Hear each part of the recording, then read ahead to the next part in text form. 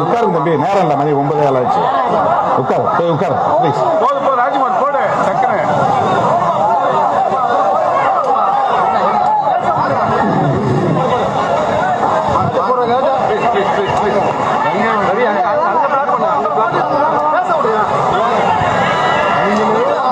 அன்பார்ந்த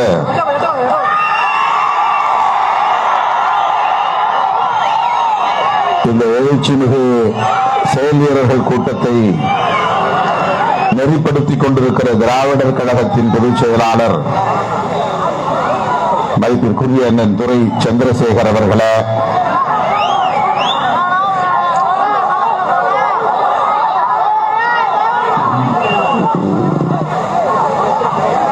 பானை சின்னம் கண்ட தலைவர், மக்கள் மொழியில் எப்போதும் மனத்தை ஆளும் மாண்பாளர், ஆற்றல் மிகு செயல் வீரர், மாண்புமிகு அமைச்சர் அண்ணன் MRK பன்னீர்செல்வம் அவர்களே,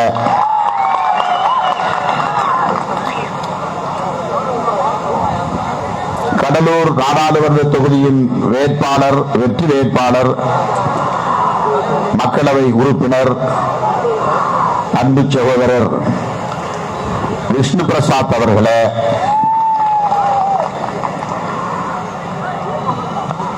நம்மிடையே எழுச்சி உரை ஆற்றி அமர்ந்திருக்கிற தொழிலாளர் நலத்துறை அமைச்சர் CV கணேசன் அவர்களே, சிதம்பரம் தொகுதியின் மேற்கு பகுதியில் கிழக்கு பகுதியை விட கூடுதலாக வாக்குகளை பெறப்போகிறோம் என்று உறுதியளித்து உரையாற்றி அமர்ந்திருக்கிற போக்குவரத்து துறை அமைச்சர் மாண்புமிகு SS சிவசங்கர் அவர்களே, காங்கிரஸ் பேரியக்கத்தின் மேனாள் தலைவர், மேனாள் மக்களவை உறுப்பினர் அண்ணன் KS அழகிரி அவர்களே, தமிழக வாழ்வுரிமை கட்சியின் தலைவரும் சட்டமன்ற உறுப்பினருமான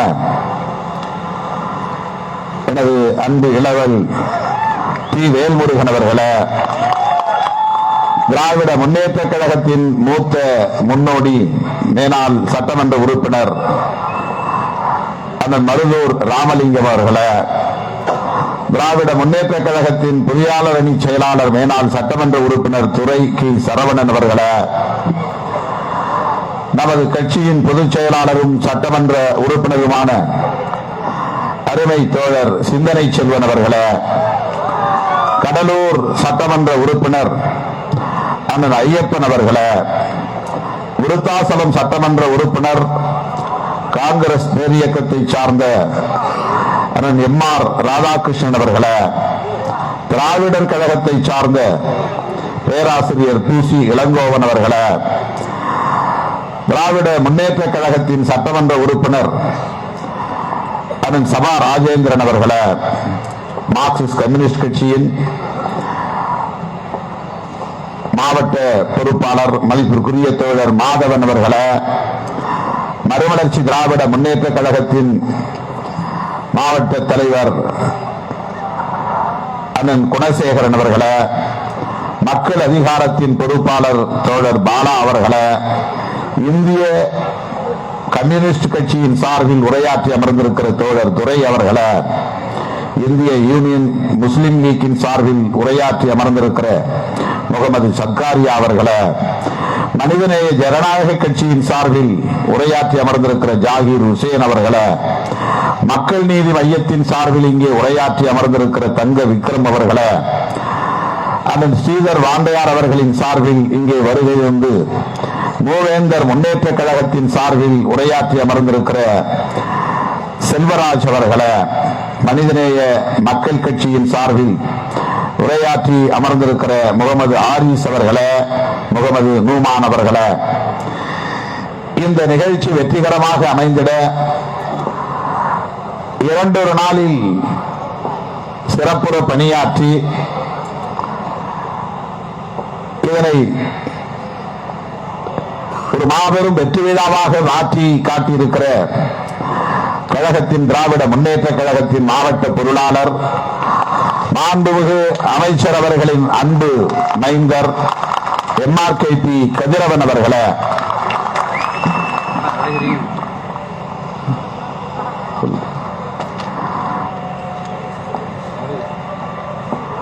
காங்கிரஸ் பேரியக்கத்தை சார்ந்த முன்னோடி அன்பு சகோதரர் மணிரத்னம் அவர்களே, விடுதலை சிறுத்தைகள் கட்சியின் மேலிட பொறுப்பாளர்கள் பாவரசு, விடுதலை செழியன், இராக்கிட்டு, மாவட்ட செயலாளர்கள் அரங்க தமிழொலி, LK மணவாளன், பாரா நீதிவல்லல், திராவிடமணி ஆகிய தோழர்களே, காட்டுமன்னார்குடி ஒருங்கிணைப்பாளர் பார்வேந்தன் அவர்களே, மற்றும் அஜ்மல் கான், நாகை சாதிக், அக்ரி பஸ்மி வளவன், சிவ மோகன்குமார், தேவ அருள் பிரகாசம், தாமு இனியவன், வாக்கா செல்லப்பன், முல்லை வளவன், புவனகிரி ஒருங்கிணைப்பாளர்கள் புதுவை பாவாணன், கூகா பாவலன் மற்றும் பணிக்குழுவை சார்ந்த கடலூர் பாவாணன், கிளாங்காடு வெங்கடேசன், பா தாமரை செல்வன், அருட்செல்வம், சவுதி ராஜ்குமார், வே சுதாகர், பா இளவழகன், சிதம்பரம் சட்டமன்ற தொகுதியின் ஒருங்கிணைப்பாளர் சட்டமன்ற உறுப்பினர் SS பாலாஜி, பணிக்குழுவை சார்ந்த தோழர்கள் போமு நந்தன், பரசு முருகையன், அப்துல் நாசர், செந்தமிழன், மயிலாடுதுறை அறிவழகன், பால அறவாழி, குறிஞ்சி வளவன் ஆகிய தோழர்களே, திராவிட முன்னேற்ற கழகத்தை சார்ந்த ஒன்றிய செயலாளர்கள், காட்டுமன்னார் கோவில் மேற்கு ஒன்றிய செயலாளர் முத்துசாமி அவர்களே, கிழக்கு ஒன்றிய செயலாளர் ப ராமலிங்கம் அவர்களே, குறிஞ்சிப்பாடி தெற்கு ஒன்றிய செயலாளர் வி சிவக்குமார் அவர்களே, வடக்கு ஒன்றிய செயலாளர்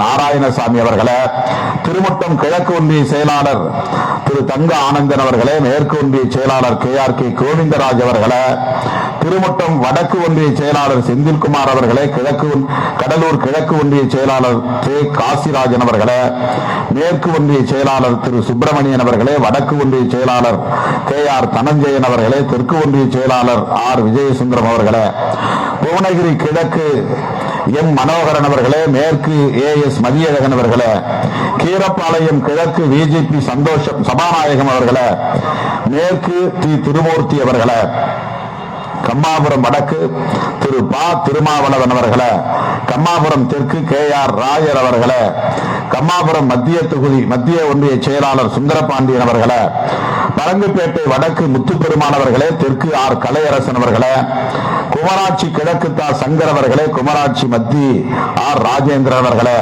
குமராட்சி மேற்கு நலன்புத்தூர் நடராஜன் அவர்களே, குமராட்சி தெற்கு M சோழன் அவர்களே, குமராட்சி வடக்கு திரு வி கோவிந்தசாமி அவர்களே, மற்றும் கடலூர் மாநகர செயலாளர் KS ராஜா, மஞ்சக்குப்பம் செயலாளர் நடராஜன், புதுப்பாளையம் வெங்கடேஷ், திருப்பாதிரி புலியூர் சலீம், துறைமுகம் இளையராஜா, சிதம்பரம் நகர செயலாளர் KR செந்தில்குமார், வடலூர் தா தமிழ்ச்செல்வன், குறிஞ்சிப்பாடி பேரூர் ஜெய்சங்கர், காட்டுமன்னார் கோயில் பேரூர் S கணேசமூர்த்தி, திருமுட்டம் பூ செல்வகுமார், புவனகிரி கந்தன், சேத்தியாத்தோப்பு மனோகரன், கங்கை கொண்டான் பக்தவச்சலம், பரங்கிப்பேட்டை முனவர் உசேன், கிள்ளை ரவிச்சந்திரன், அண்ணாமலை நகர் பழனி, லால்பேட்டை அன்வர் சதாத் ஆகிய செயல் வீரர்களே, அண்ணன் பூத்தா இளங்கோவன் அவர்களே, நம்முடைய தோழமை கட்சிகளை சார்ந்த மாவட்ட பொறுப்பாளர்களே, நகர பொறுப்பாளர்களே, பேரூர் நிர்வாகிகளே,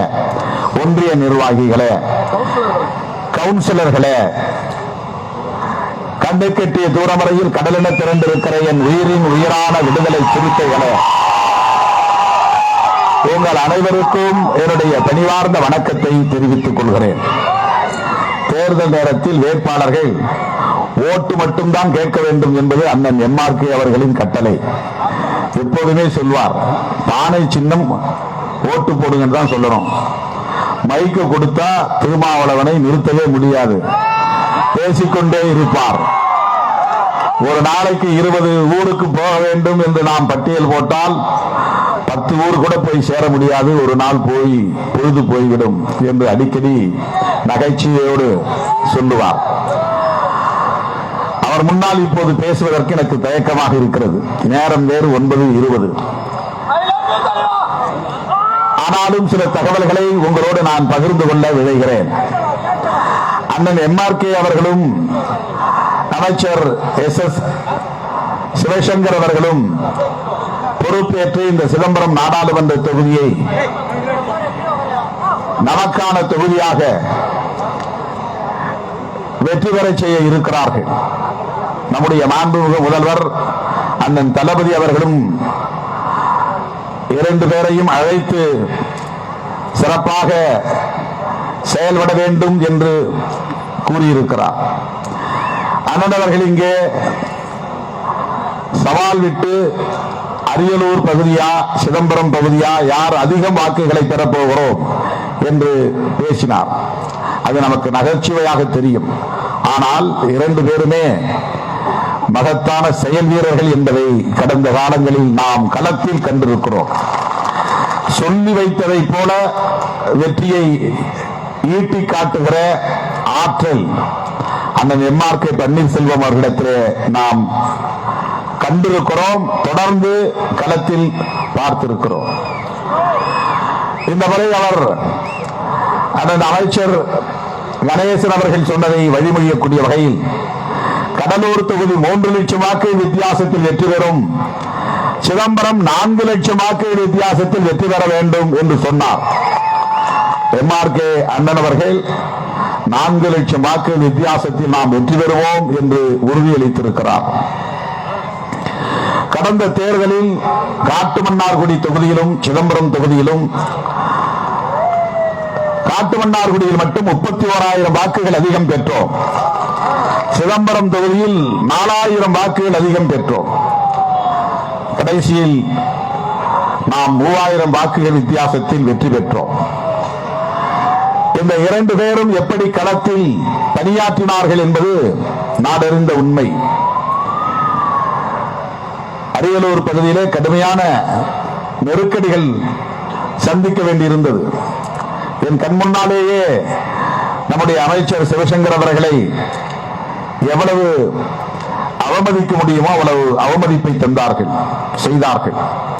எல்லாவற்றையும் சகித்துக் கொண்டு அந்த பகுதியிலே அவர் ஆற்றிய பணிக்கு நான் என்றென்றைக்கும் நன்றி கடன் பெற்றிருக்கிறேன். அதை போல அண்ணன் அவர்கள் ஆற்றிய பணிகளை, ஆற்றிக் கொண்டிருக்கிற பணிகளை நாம் இங்கே விவரிக்க முடியாது. அவர் எந்த அளவுக்கு எல்லா தரப்பு மக்களையும் தம் கட்டுப்பாட்டில் வைத்திருக்கிறார் என்பதை நான் ஒவ்வொரு முறையும் வியப்போடு பார்க்கிறேன். நம்முடைய ஆற்றல் மிகு இளம் புயல் வேல்முருகன் அவர்கள் உரையை பற்றி சொன்னார் அண்ணன் அவர்கள். அவரை போல் என்னால் பேச முடியாது என்று. இளம் புயல் வேல்முருகன் அவர்கள் எந்த அளவுக்கு உச்சஸ்தாயிக்கு போய் ஆவேசமாக பேசுகிறாரோ அது ஒரு வகையான ஆற்றல். ஆனால் அப்படி இல்லாமல் மக்கள் மொழியில் பேசி, எவ்வளவு நேரம் பேசினாலும் கலகலப்பாக பேசி செயல்பட வைக்கிற உந்துதலை அவருடைய உரையில் நம்மால் பார்க்க முடியும். இந்த மேடையில் அமர்ந்திருந்த அவ்வளவு பேருடைய பெயரையும் ஒன்று விடாமல் குறிப்பிட்டு சொல்லி அவர்கள் அனைவரையும் பாராட்டி அத்தனை பேரையும் ஊக்கப்படுத்தக்கூடிய அளவுக்கு அவருடைய உரை மக்கள் மொழியிலே இருந்தது. அதே நேரத்தில் நாம் எதிர்கொள்ளவிருக்கிற கொள்கை பகைவர்கள் எப்படிப்பட்டவர்களாக இருக்கிறார்கள் என்பதையும் அவருக்கே உரிய பாணியில் அம்பலப்படுத்தி காட்டினார். அப்படி செயல்திறம் உள்ளவர்,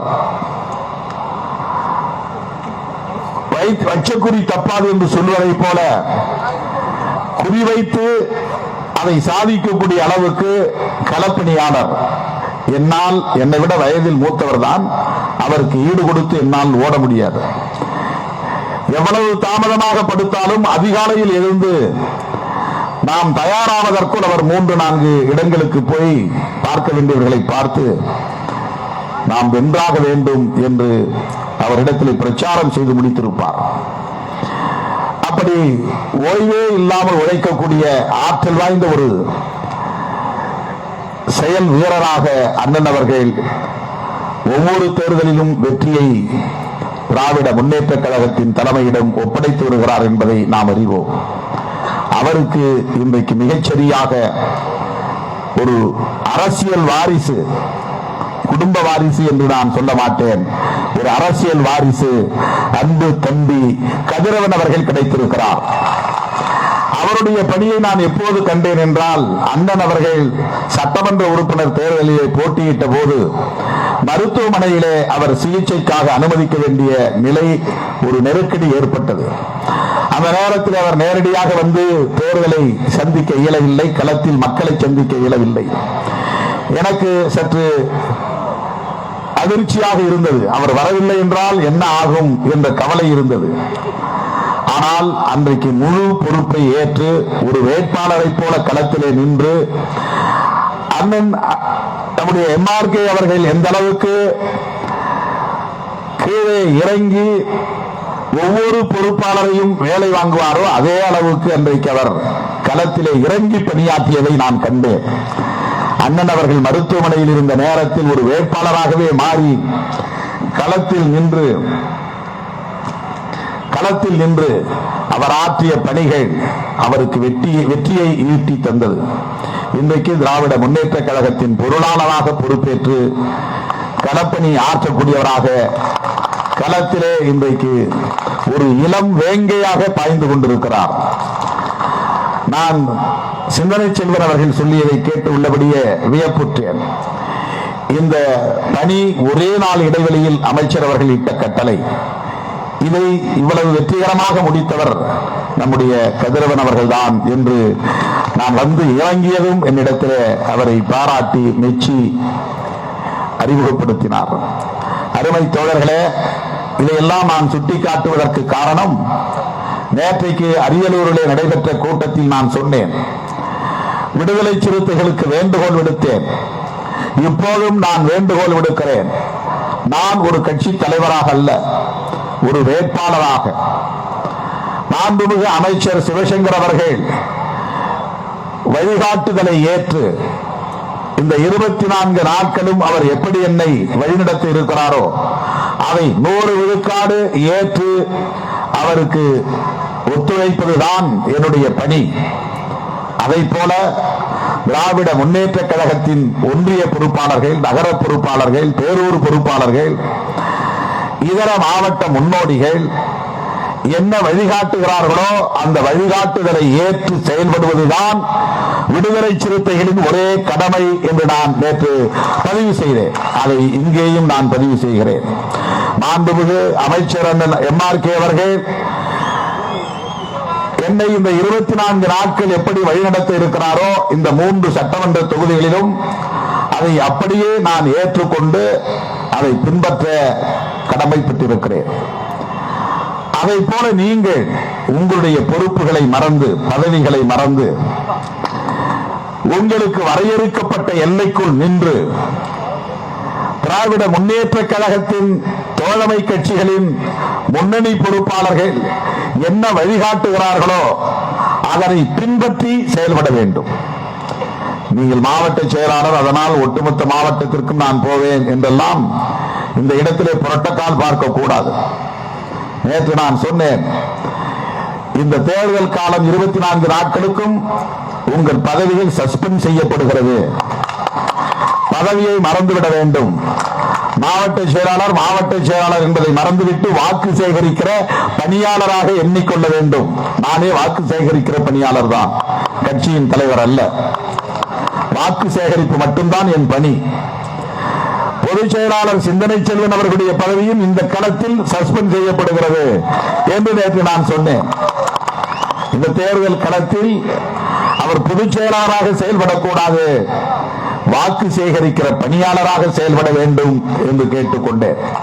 இப்போதும் நான் கேட்டுக்கொள்கிறேன், என் உயிரின் உயிரான விடுதலை சிறுத்தைகளே, உங்கள் பொறுப்புகளை மறந்துவிட்டு, கட்சி பொறுப்புகளை மறந்துவிட்டு ஒரு வாக்கு சேகரிக்கிற பணியாளராக திமுக, காங்கிரஸ், தமிழக வாழ்வுரிமை கட்சி, மறுமலர்ச்சி திராவிட முன்னேற்ற கழகம், இடதுசாரி கட்சிகள் திராவிடர் கழகம், மூவேந்தர் முன்னேற்ற கழகம் என்று நம்முடைய தோழமை கட்சியில் ஒரு நீண்ட நெடிய மெகா கூட்டணி. அந்த தலைவர்கள் என்ன வழிகாட்டுகிறார்களோ அந்த வழிகாட்டுதலை பின்பற்றி நீங்கள் வாக்கு சேகரிக்க வேண்டும். இது ஒன்றுதான் நாம் ஆற்ற வேண்டிய பணி. இதுதான் உங்களுக்கு நான் சொல்ல வேண்டிய செய்தி. அருமை தோழர்களே, அதன் அழகிரி அவர்கள் பேசுகிற போது சொன்னார், இன்றைக்கு வேல்முருகன் போன்றவர்கள் எல்லாம் வந்து திருமாவளவனை ஆதரித்து பேசுவது, மேடையில் அமர்ந்திருக்கிற தலைவர் பெருமக்கள் அனைவரும் பானை சின்னத்திற்கு வாக்கு கேட்டு பேசுவது என்பது எவ்வளவு பெரிய மாற்றம் இன்றைக்கு சமூகத்தில் நிகழ்ந்திருக்கிறது. இதுவே ஒரு புரட்சிதான் என்று சொன்னார். அருமை தோழர்களே, இது சாதாரணமான மாற்றம் அல்ல. இது மிகப்பெரிய மாற்றம். இந்த மாற்றத்திற்கு காரணம் திராவிட முன்னேற்ற கழகம் தான். திராவிட முன்னேற்ற கழகத்தின் தலைவர் முத்தமிழறிஞர் கலைஞரும் அந்த தளபதி இன்றைய முதல்வர் தளபதி ஸ்டாலின் அவர்களும் தான். இந்த நல்லிணக்கத்தை உருவாக்குவதற்கு அடிப்படையாக இருந்தவர்கள். நம்ம எல்லாம் ஒருங்கிணைத்து நாம் எல்லோரும் சகோதரர்கள், நமக்கிடையிலே எந்த முரண்களும் இருக்கக்கூடாது, சமூக நீதிக்காக போராடுகிற சமூகங்கள் நாம், ஆகவே நாம் எல்லோரும் ஓரணியில் இருப்போம் என்ற அடிப்படையிலே தேர்தல் களத்தில் இந்த ஒருங்கிணைவை அவர்கள் உருவாக்கினார்கள். அதற்கு நாம் இன்றைக்கு மறைந்த தலைவர் முத்தமிழறிஞர் கலைஞர் அவர்களுக்கு நன்றி செலுத்த கடமைப்பட்டவர்களாக இருக்கிறோம். அண்ணன் தளபதி அவர்களுக்கும் நன்றி சொல்ல கடமைப்பட்டவர்களாக இருக்கிறோம். அமைதிதான் முதன்மையானது, தேர்தல் ஆதாயம் அல்ல. சமூக நல்லிணக்கம் தான் முதன்மையானது, தனிப்பட்ட திருமாவளவனின் வெற்றி அல்ல. எந்த நாளிலும் எந்த சூழலிலும் நான் தனிப்பட்ட முறையில் எந்த ஒரு சமூகத்தையும் பழித்து பேசியதில்லை, பகைத்துக் கொண்டதில்லை. பிஜேபியை விமர்சிக்கிறோம் என்றால் ஒட்டுமொத்த இந்துக்களை விமர்சிக்கிறோம் என்று பொருள் அல்ல. பாட்டாளி மக்கள் கட்சியை விமர்சிக்கிறோம் என்றால் ஒட்டுமொத்த வன்னியர்களை பழித்து பேசுகிறோம் என்று பொருள் அல்ல. அது கட்சிகளுக்கு இடையிலான முரண்பாடு. பாரதிய ஜனதாவுக்கும் திமுகவுக்கும் இடையிலான முரண்பாடு, பாரதிய ஜனதாவுக்கும் விடுதலை சிறுத்தைகள் கட்சிக்கும் இடையிலான முரண்பாடு. அது இந்து சமூகத்திற்கு எதிரான அரசியல் அல்ல. அப்படி பாஜக திசை திருப்புகிறது. அதுபோலத்தான் ஒரு காலத்தில் விடுதலை சிறுத்தைகளுக்கு எதிரான கருத்து இங்கே விதைக்கப்பட்டது. அதைத்தான் அண்ணன் திரும்ப திரும்ப சொல்லுகிறார். திருமாவளவன் அந்த பிறகு நம்முடைய தொழில் பாதிக்கப்பட்டதா, வியாபாரம் பாதிக்கப்பட்டதா, சமூக அமைதி பாதிக்கப்பட்டதா? அப்படி ஒரு நிலை ஏற்படக்கூடாது என்பதற்காகத்தான் மிகவும் நெளிவு சுழிவாக திருமாவளவன் நடந்து கொள்கிறார், நளினத்தோடு நடந்து கொள்கிறார், முதிர்ச்சியோடு நடந்து கொள்கிறார். எந்த காரணத்தை முன்னிட்டும் சாதி அடிப்படையிலான மோதல் நிகழ்ந்துவிடக் கூடாது என்பதில் கவனமாக இருக்கிறார். இதைத்தான் இங்கே அவருடைய மொழியில் நம் முன்னால் எடுத்து வைக்கிறார். எனக்கு ஓட்டு போட வேண்டும் என்பதற்காக அவர் பசப்பதில்லை, உண்மையை சொல்லுகிறார், யதார்த்தத்தை பேசுகிறார். மனம் திறந்த பேச்சு அன்பு இளவல் வேல்முருகன் அவர்களின் பேச்சு. ஒரு காலத்தில் விடுதலை சிறுத்தைகளை நாங்கள் எதிரும் புதிருமாக நின்று மோத வேண்டிய நிலை இருந்தது உண்மைதான். ஆனால் இன்றைக்கு நாங்கள் மாறி இருக்கிறோம். எங்கள் நலனில் விடுதலை சிறுத்தைகளும் விடுதலை சிறுத்தைகளின் நலனில் தமிழக வாழ்வுரிமை கட்சியும் இன்றைக்கு அக்கறை செலுத்தக்கூடிய அளவுக்கு ஒரு மாற்றம் நிகழ்ந்திருக்கிறது என்பதை இங்கே மனம் திறந்து சொன்னார். அவர் அடுக்கிறார். என்ன அடுக்கிறார்? திருமாவளவன் சமூக நீதிக்கு எதிரானவரா பாஜகவை போல? திருமாவளவன் சாதிவாரி கணக்கெடுப்புக்கு எதிரானவரா பாஜகவை போல? திருமாவளவன் வன்னியர் சமூகத்தின் உள்ளொதுக்கீட்டுக்கு எதிரானவரா பாஜகவை போல? இதற்கு யாராவது பதில் சொல்ல முடியுமா? எந்த காலத்திலும் திருமாவளவன் சமூக நீதிக்கு எதிராக பேசியதில்லை. எந்த காலத்திலும் வன்னியர் சமூகத்தின் உள் ஒதுக்கீட்டுக்கு எதிராக விடுதலை சிறுத்தைகள் பேசியதில்லை. எந்த காலத்திலும் பாமக முன்மொழியக்கூடிய சாதிவாரி கணக்கெடுப்பு கூடாது என்று அண்ணாமலை பேசியதை போல திருமாவளவன் பேசியதில்லை. பாரதிய ஜனதா கட்சி சமூக நீதிக்கு எதிரான கட்சி. VP சிங் அவர்கள் இந்த நாட்டின் பிரதமராக இருந்த காலத்தில் மண்டல் பரிந்துரையை தூசி தட்டி எடுத்து அதை நடைமுறைப்படுத்துவதற்கான ஏற்பாடுகளை செய்தார். அன்றைக்கு அவருக்கு பக்கத்திலே இருந்து உத்தரத்துணையாக இருந்தவர் யார்? ராம்விலாஸ் பாஸ்வான். மண்டல் பரிந்துரையை நடைமுறைப்படுத்தினால் ஓபிசி மக்களுக்கு கல்வி வேலைவாய்ப்பில் இடஒதுக்கீடு வழங்க வேண்டும் என்கிற அந்த பரிந்துரையை நடைமுறைப்படுத்தினால் அதை வரவேற்கிறோம் என்று இந்தியா முழுவதும் காஷ்மீரத்தில் இருந்து கன்னியாகுமரி வரையில் ஒடுக்கப்பட்ட மக்களுக்கான இயக்கங்கள், அம்பேத்கர் இயக்கங்கள் ஆதரவு தெரிவித்தன. மாயாவதி எதிர்க்கவில்லை, பாஸ்வான் எதிர்க்கவில்லை, ராம்தாஸ் அத்வாலே எதிர்க்கவில்லை, கத்தி பத்மராவ் எதிர்க்கவில்லை, தமிழ்நாட்டில் திருமாவளவன் எதிர்க்கவில்லை. அன்றைக்கு மண்டல் பரிந்துரை நடைமுறைப்படுத்திய போது விடுதலை சிறுத்தைகள் தேர்தல் அரசியலுக்கு வரவில்லை. தேர்தல் புறக்கணிப்பை செய்து கொண்டிருந்த காலம் அது. 90 to 99 வரையில் தேர்தல் அரசியலுக்கு என்னை இழுத்து வந்தவர் ஐயா மூப்பனார் அவர்கள், அண்ணன் நம்முடைய அழகிரி அவர்களும் அதற்கு சாட்சி. அவர்தான் வந்து என்னை பேசினார். அப்போது VP சிங் அவர்கள் பிரதமராக இருந்த போது ஓபிசி மக்களுக்கான இடஒதுக்கீட்டை மண்டல் பரிந்துரையின் அடிப்படையிலே நடைமுறைப்படுத்துவதற்கு முன்வந்த போது அந்த இடஒதுக்கீட்டை வரவேற்று மதுரையிலே இயக்கம் எடுத்தவன் திருமாவளவன், விடுதலை சிறுத்தைகள் கட்சி.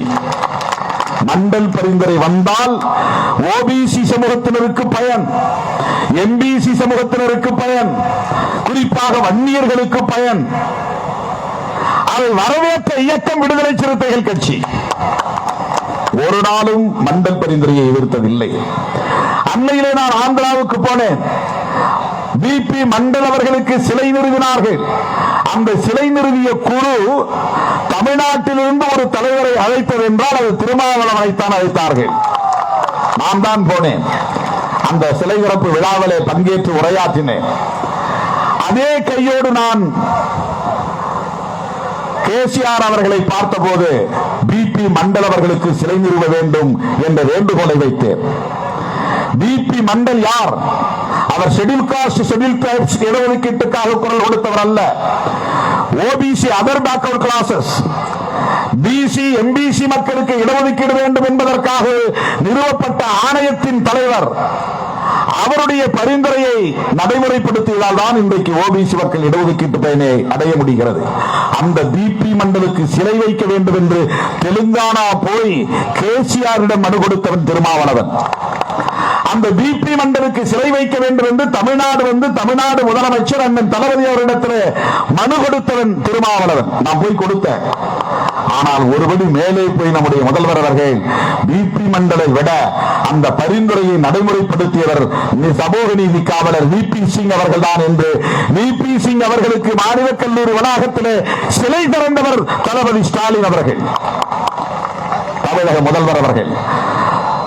VP சிங் அவர்களுக்கு சிலை வைக்கக்கூடிய ஒரு சூழல் கனிந்ததற்கு விடுதலை சிறுத்தைகள் கொடுத்த கோரிக்கை மனு ஒரு காரணம்.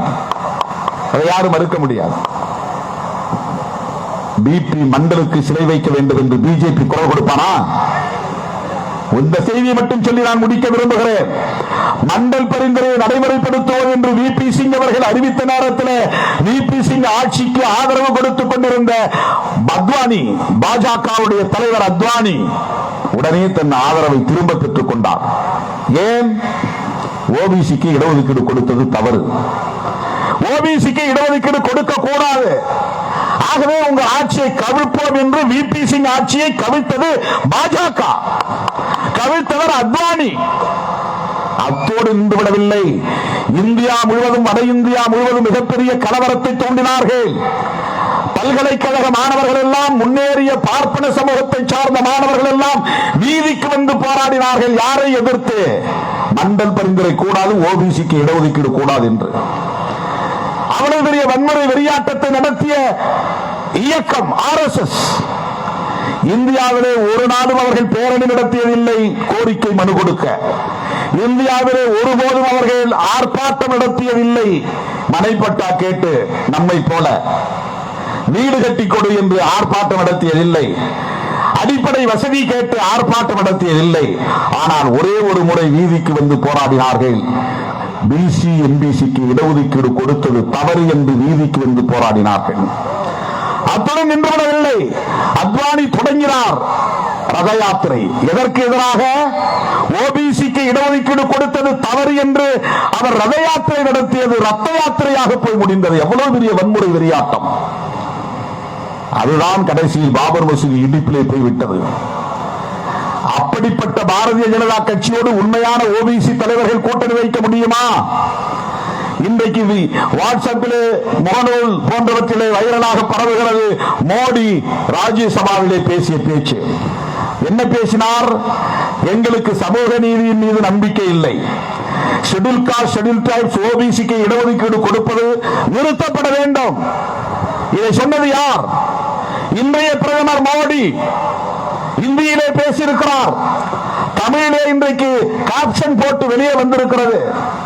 அப்படி சமூக நீதிக்கு எதிரான ஒரு கும்பலோடு எந்த காலத்திலும் திருமாவளவன் கைகோர்க்க மாட்டான். அதை வெளிப்படையாக சொல்லியிருக்கிறேன். வரையறுத்து திட்டவட்டமாக நான் அறிவித்திருக்கிறேன். எந்த காலத்திலும் பாரதிய ஜனதாவோடும் பாட்டாளி மக்கள் கட்சியோடும் நாங்கள் கூட்டு வைக்க மாட்டோம். ஏன் சொன்னேன்? தனிப்பட்ட காழ்ப்பு அல்ல. எனக்கு தெரியும் பாமக கடைசியில் இப்படித்தான் போய் சேரும் என்று தெரியும். ஏற்கனவே 2019 அவர்களோடு தான் இருந்தார்கள், 2021 அவர்களோடு தான் இருந்தார்கள். அப்படியே கண்டினியூ பண்ண வேண்டியதானே? வெளியே வந்து ஒரு நாடகம் நடத்தி அப்புறம் போய் மறுபடியும் சேர்றாங்க, ஏதோ புதுசா சேர்ற மாதிரி. சற்று யோசித்து பாருங்க. அதிமுகவோடு கூட்டணி போயிருந்தால் கூட அதிமுகவை சமூக நீதிக்கான இயக்கம் என்று நம்பலாம். ஏனென்றால் அது ஒரு திராவிட அடையாளத்தோடு வந்திருக்கிறது. திமுகவில் இருந்து பிரிந்தது. எம்ஜிஆர் சமூக நீதிக்காக நின்றவர் தான், மறுக்க முடியாது. ஜெயலலிதா அம்மையாரும் சமூக நீதிக்காக நின்று 69% போராடி அதை அரசமைப்பு சட்டத்தின் 9வது அட்டவணையை இணைக்க வழக்கு நடத்தியவர். அதனால்தான் சமூக நீதி காத்த வீராங்கனை என்று தமிழர் தலைவர் ஐயா ஆசிரியர் வீரமணி அவர்கள் ஜெயலலிதாவை அப்போது பாராட்டினார்.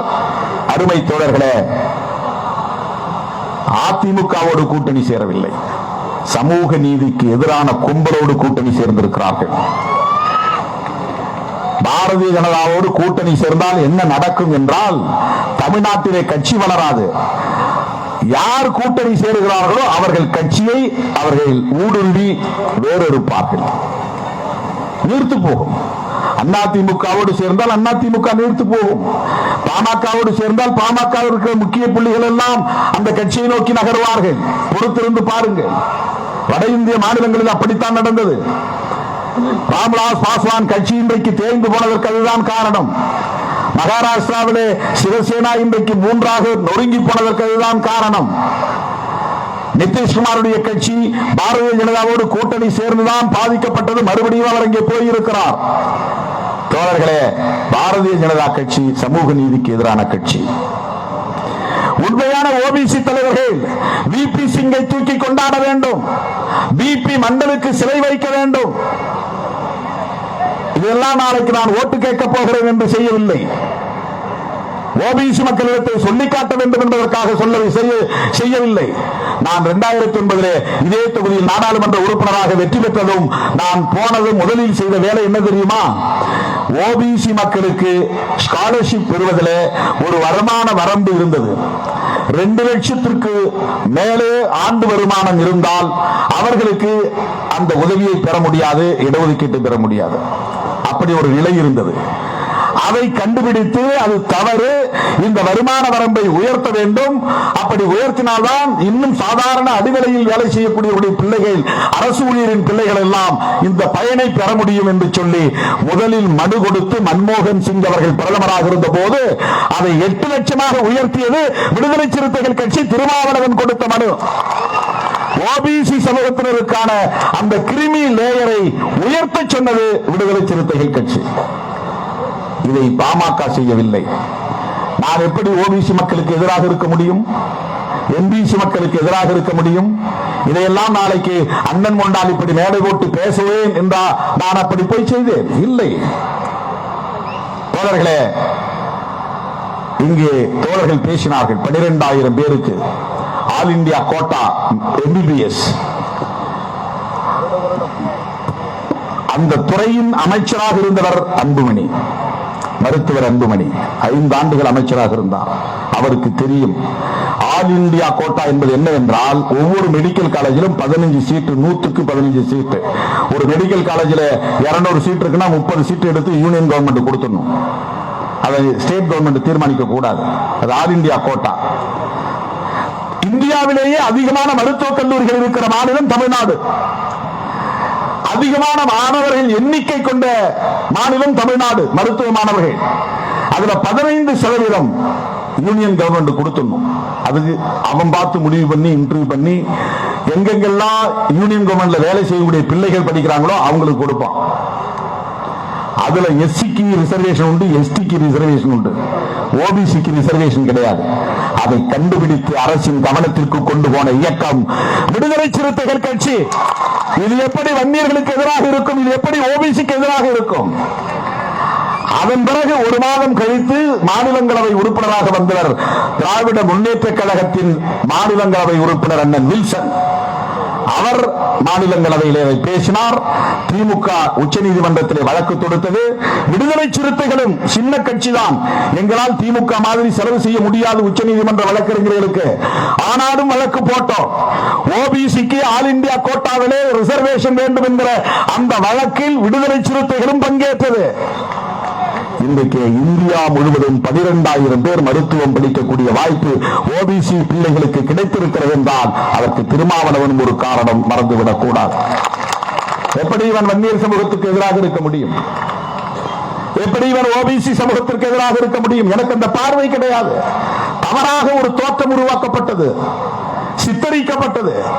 ஒரு காலத்தில் எனக்கு அந்த புத்தி கிடையாது. தேர்தல் அரசியலுக்கு வருவதற்கு முன்பே மண்டல் பரிந்துரையை ஆதரித்து மதுரையிலே பேரணி நடத்தியது விடுதலை சிறுத்தைகள் கட்சி. அப்பெல்லாம் நான் எலெக்ஷன்ல நிற்புங்கிற கற்பனை கூட நான் செய்யல. எலெக்ஷனே வேண்டாம், தேர்தல் பாதை திருடர் பாதை என்று மேடைக்கு மேடை பேசியவன் நான். பொது வாழ்க்கைக்கு வருவது பதவிக்காக அல்ல, பரிசுக்காக அல்ல, தொண்டு செய்வதற்காக. அதனால் தேர்தலை அன்றைக்கு புறக்கணித்தோம். அருமை தோழர்களை இப்படி அடுக்கிக் கொண்டே போகலாம். என்னால் ஓபிசி சமூகத்தினருக்கு எந்த சூழலிலும் எப்போதும் பாதிப்பு வந்ததில்லை, பாதிப்பு வராது.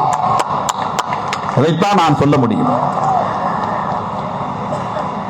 அப்படி ஒரு சித்தரிப்பை உருவாக்க முயற்சிக்கிறார்கள் என்பதற்காக இந்த விளக்கத்தை நான் சொல்லுகிறேன்.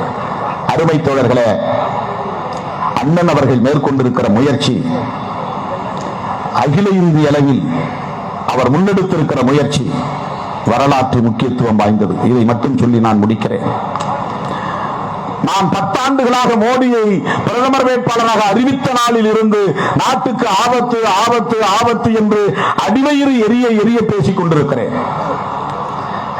எந்த மேடையில் பேசினாலும் தமிழ்நாட்டிலே திமுகவுக்கும் அதிமுகவுக்கும் தான் போட்டி. பிஜேபி 0. தமிழ்நாட்டில் பிஜேபிக்கு ஒன்றும் கிடையாது.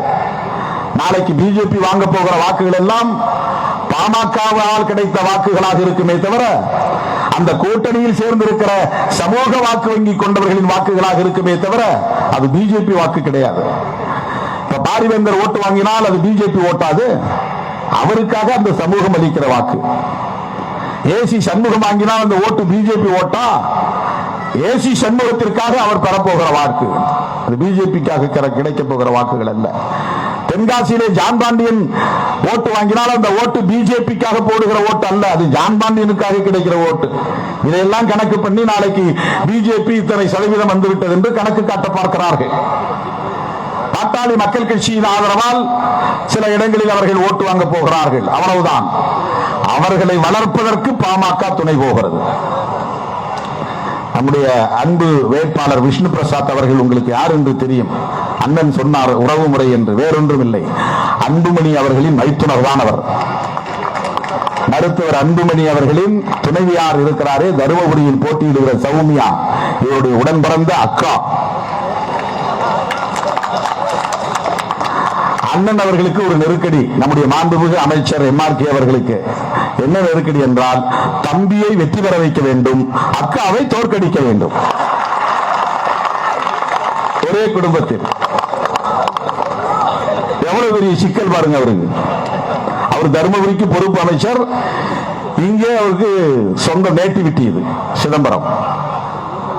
கடலூர்ல அவர் வேலை செஞ்சாகணும். அந்த கணேசன் அவர்களோடு சேர்ந்து வேலை செய்யணும். அவருடைய வெற்றிக்கு 100 விழுக்காடு விடுதலை சிறுத்தைகள் உற்ற துணையாக இருக்க வேண்டும். ரொம்ப அருமையா பேசக்கூடியவரதான் அண்ணன் நம்முடைய அமைச்சர் சிவசங்கர் இடத்துல சொல்லிட்டு இருந்தேன். அவன் 4 பேர் கூட்டணியா இருப்பாங்க. 4 பேருமே ரொம்ப அருமையா நல்ல கான்வென்ட் படிச்ச நல்ல கமாண்டிங் இங்கிலீஷ் எக்ஸ்டம்போர் ஸ்பீச்.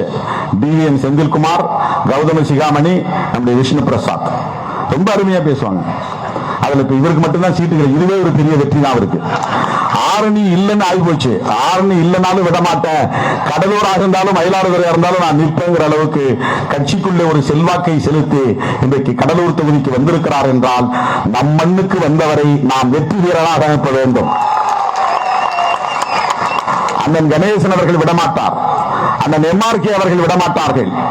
நம்முடைய அன்பு இளவல் வேல்முருகன் அவர்களின் தமிழக வாழ்வுரிமை கட்சியும் மிகப்பெரிய அளவில் பங்களிப்பு செய்யக்கூடிய களப்பணி ஆற்றக்கூடிய ஒரு தொண்டர்களை கொண்ட படை. எல்லோரையும் மிஞ்சக்கூடிய வகையில் என் உயிரின் உயிரான விடுதலை சிறுத்தைகள் வெற்றி பெற்ற உடனே வேல்முருகன் சொன்னார், சிறுத்தைகளால் நான் வெற்றி பெற்றேன், சிறுத்தைகள் என்னை ஏந்திக் கொண்டார்கள். நான் யாரை எதிர்த்து ஒரு காலத்தில் வேகமாக பேசினேனோ அந்த சிறுத்தைகள் என்னை ஆற தழுவிக் கொண்டார்கள், அரவணைத்துக் கொண்டார்கள், கையிலே ஏந்திக் கொண்டார்கள் என்று நான் தழுவெழுக்க கண்கள் குளமாக பேட்டி கொடுத்தார். நன்றி பெருக்கோடு. அதே அளவில் நம்முடைய கடலூர் தொகுதியின் வேட்பாளர் விஷ்ணு பிரசாத் அவர்கள் மாபெரும் வெற்றியை பெற வேண்டும், மாபெரும் வெற்றியை பெற வேண்டும். 40க்கு 40 நாம் வெற்றி பெற போகிறோம். இந்தியா என்கிற கூட்டணியின் தொடக்க புள்ளியை தொட்டு வைத்தவர் அண்ணன் தளபதி அவர்கள். இந்த கூட்டணி உருவாவதற்கு அவர்தான் காரணம். இன்றைக்கு இந்தியாவை தன் காலடிகளால் அளந்து தெற்கிருந்து வடக்கே, கிழக்கிருந்து மேற்கே, குறுக்கும் நெடுக்குமாக நடந்து இந்தியாவை, இந்திய மக்களை சந்தித்திருப்பவர் இளம் தலைவர் ராகுல் காந்தி அவர்கள். நல்ல முற்போக்கு சிந்தனையாளர். காங்கிரஸ் கட்சியில் ஒரு ரேடிக்கல் திங்கர் யார்? ராகுல் காந்தி அவர்கள். சமூக நீதியின் மீது பிடிப்புள்ளவர், விளிம்பு நிலை மக்களின் விடுதலையில் அக்கறை உள்ளவர், முற்போக்காக சிந்தித்து செயல்படக்கூடிய ஆற்றல் வாய்ந்தவர். எனக்கு தெரிந்து மக்கள் சீனம் கண்ட மாவோவுக்கு பிறகு மாபெரும் நெடிய பயணத்தை நடத்தி வெற்றி கண்டவர் ராகுல் காந்தி அவர்கள்தான். இது சாதாரணமான சாதனை அல்ல.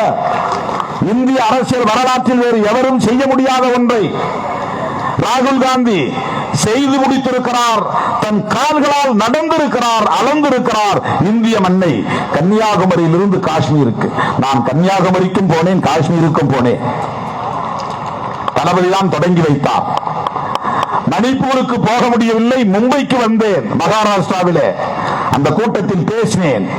இந்தியாவின் ஒற்றை நம்பிக்கை ராகுல் Gandhi. The only hope of our nation, Sri ராகுல் காந்தி ஜி என்று நான் பேசினேன். இந்தியாவின் ஒரே நம்பிக்கை நட்சத்திரம்.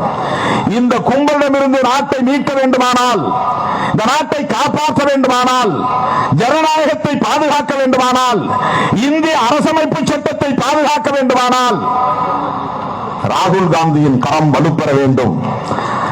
இதை சொன்னவர், முதலில் சொன்னவர் தமிழக முதல்வர் அண்ணன் தளபதி அவர்கள். தமிழக முதல்வர் அண்ணன் தளபதி அவர்கள். அதை நான் வழிமொழிகிறேன். தமிழ்நாடு முதலமைச்சர் தளபதி ஸ்டாலின் அவர்கள் சொன்னார், போன தேர்தலில் சொன்னார், அடுத்த பிரதமர் ராகுல் காந்தி என்று. இந்தியாவில் யாரும் அதை சொல்ல முன்வரவில்லை. காங்கிரசில் இருந்து வெளியேறிய மம்தா பானர்ஜியோ, காங்கிரசில் இருந்து வெளியேறி தனிக்கட்சி நடத்துகிற சரத்பவாரோ, காங்கிரசில் இருந்து வெளியேறிய வேறு எந்த ஒரு தனிக்கட்சியின் தலைவரோ கூட சொல்ல தயங்கியதை துணிந்து சொன்னவர் தமிழ்நாட்டு முதலமைச்சர் அண்ணன் தளபதி ஸ்டாலின் அவர்கள். அடுத்த பிரதமர் ராகுல் காந்தி என்று. தோழர்களே, இந்த நாட்டை மோடி, அமித்ஷா கும்பலிடமிருந்து, அதானி அம்பானி கார்ப்பரேட் சுரண்டல் பேர்வர்களிடமிருந்து காப்பாற்றுவதற்கு ஒரே வழி இந்தியா கூட்டணி வெற்றி பெற வேண்டும், ராகுல் காந்தியின் கரம் வலுப்பெற வேண்டும். இது அண்ணன் வகுத்த உத்தி, தளபதி அவர்கள் வகுத்த உத்தி. இந்த உத்தி வெற்றி பெற வேண்டுமானால் சிதம்பரம் மட்டுமல்ல, தமிழ்நாட்டில் 40 வெற்றி பெற வேண்டும், 40 வெற்றி பெற வேண்டும் என்பதை இந்த நேரத்திலே சொல்லி மறுமலர்ச்சி திராவிட முன்னேற்ற கழகத்தை சார்ந்த அண்ணன் MS கந்தசாமி அவர்களுக்கும் இந்த நேரத்தில் நன்றியை கூறி, AM குணசேகரன் அவர்களுக்கும் நன்றி கூறி, சிதம்பரம் நகர்மன்றத்தை சார்ந்த ஜேம்ஸ், வெங்கடேசன், அப்பு, பாலு, ARC கனி, அறிவழகன் இவர்கள் எல்லாம் களப்பணியாளர்கள். அண்ணன் பெயரை இங்கே அவரே சொன்னார். பெயர்கள் விடுபட்டிருந்தால் பொறுத்திருக்க வேண்டும் என கேட்டு மீண்டும் உங்கள் குரல் நாடாளுமன்றத்தில் ஒலிக்க, உங்கள் பிரதிநிதியாய் இந்தியா முழுவதும் நான் ஓடி ஆடி உழைக்க, வாதாட போராட, உண்மை தொண்டனாய் உங்களுக்கு தொண்டாற்ற பானை சின்னத்திலே வாக்களியுங்கள், வாக்களியுங்கள் என்று கேட்டு, கடலூர் தொகுதியிலே கை சின்னத்தில் வாக்களியுங்கள் என்று கேட்டு, 30ஆம் தேதியும் 31ஆம் தேதியும் உதயநிதி அவர்கள் இங்கே பிரச்சாரம் செய்ய வருகிறார். அந்த பிரச்சாரத்திற்கு அனைவரும் வர வேண்டும் என்று அழைப்பு விடுத்து, 6ஆம் தேதி தமிழக முதல்வர் அண்ணன் தளபதி ஸ்டாலின் அவர்கள் சிதம்பரம் வருகிறார். மயிலாடுதுறை வேட்பாளரையும் சிதம்பரம் வேட்பாளரையும் ஆதரித்து பேச அந்த நிகழ்ச்சிகளுக்கும் வர வேண்டும் என்று கேட்டு, ஏப்ரல் 3ஆம் தேதி நம்முடைய கமல்ஹாசன் அவர்கள், உலகநாயகன் கமல்ஹாசன் அவர்கள் அரியலூருக்கு வருகிறார். அந்த நிகழ்வுகளிலும் பங்கேற்க வேண்டும் என கேட்டு அனைவருக்கும் நன்றி கூறி, நாளை காலை 11 மணி அளவில் நான் அரியலூர் மாவட்ட ஆட்சியரகத்தில் வேட்புமனு தாக்கல் செய்கிறேன். வாய்ப்புள்ளவர்கள் வர வேண்டும் என்று கேட்டு முடிக்கிறேன். நன்றி, வணக்கம்.